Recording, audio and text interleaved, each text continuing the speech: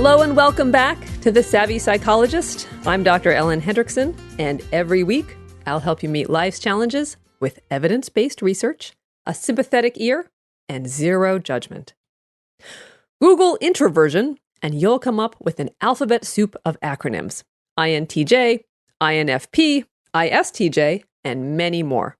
But another acronym went mainstream way before the interweb was littered with 16 personality type quizzes: HSP.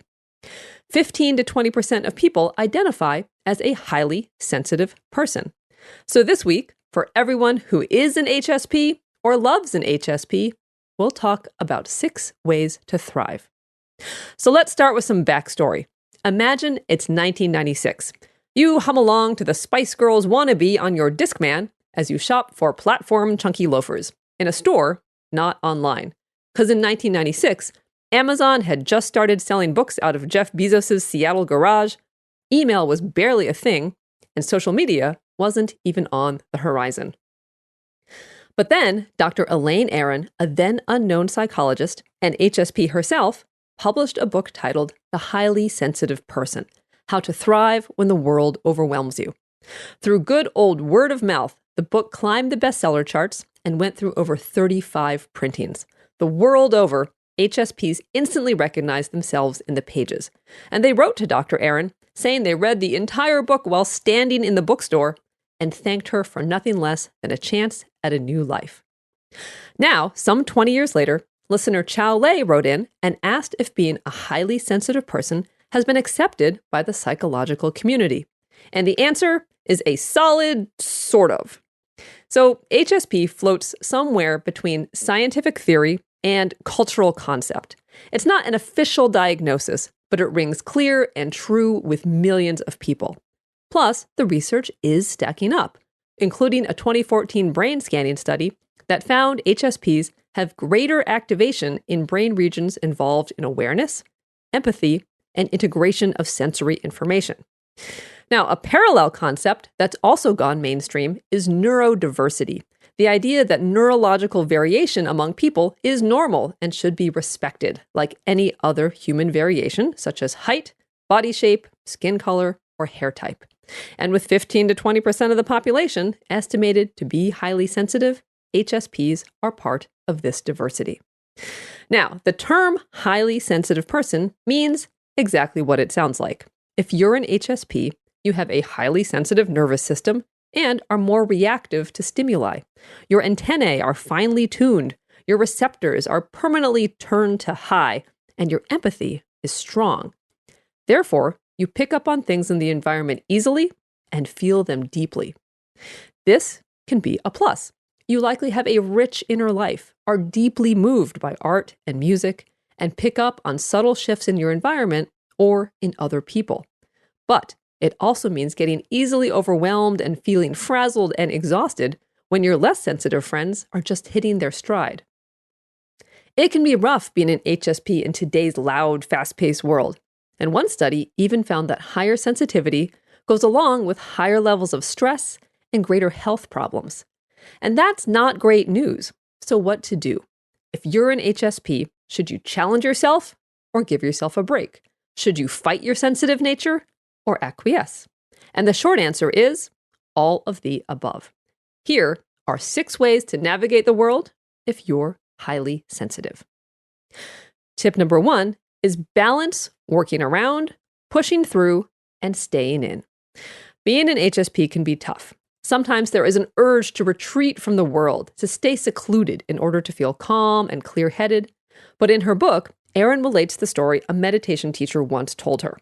A man wanted a life free of stress, so he went to live in a cave to meditate for the rest of his days and nights.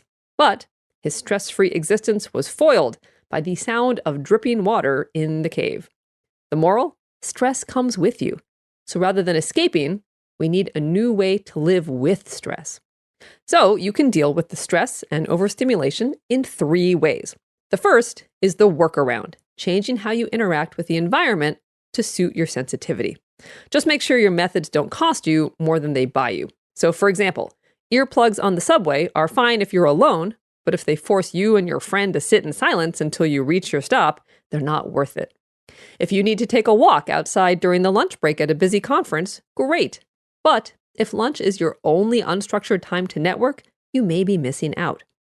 Shop online to protect yourself from the overwhelm of the mall, but not if you need to buy stuff you really need to experience in person, like a car, a sofa, or a Weimaraner puppy.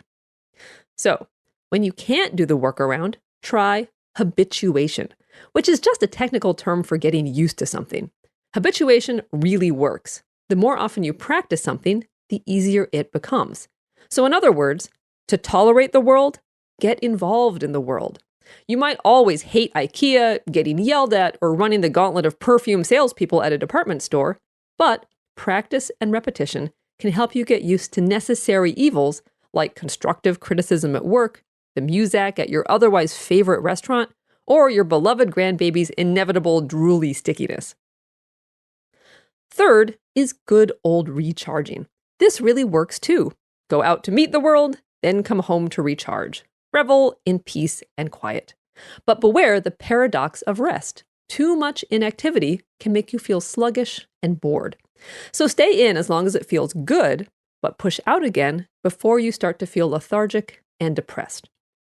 So the correct balance of working around, pushing through, and staying in to recharge is a moving target. The perfect mix will change from season to season with different life events like a new job or a move, or simply as the years go by. But keep them all on hand, and you'll have what you need to keep yourself engaged with the world without getting steamrolled by it. Okay, so next, tip number 2 is own your fun. For an HSP, fun is not braving the crowds to watch the ball drop in Times Square on New Year's Eve, crowd surfing at a thrash metal concert, or seeing a double feature of Stephen King films. HSPs have a much quieter idea of fun. Reading, gardening, making a great meal, hanging with a couple of good friends. These may seem overly restrained or even uptight compared to typical Western culture, but when you feel deeply, small ripples feel like big waves. So own your idea of fun. Don't feel bad or guilty that you're not into bar hopping, you hate karaoke, and you'd rather go for a long hike than join a loud Zumba class. Proudly host a game night with a few friends, relax with some music, or curl up with a good book. Tip number 3 is rest like you mean it. HSPs tend to be conscientious and dutiful, so it's hard to say, hi ho, it's home from work we go, when there are still last details to attend to or loose ends to tie up. But overwork is particularly toxic to an HSP.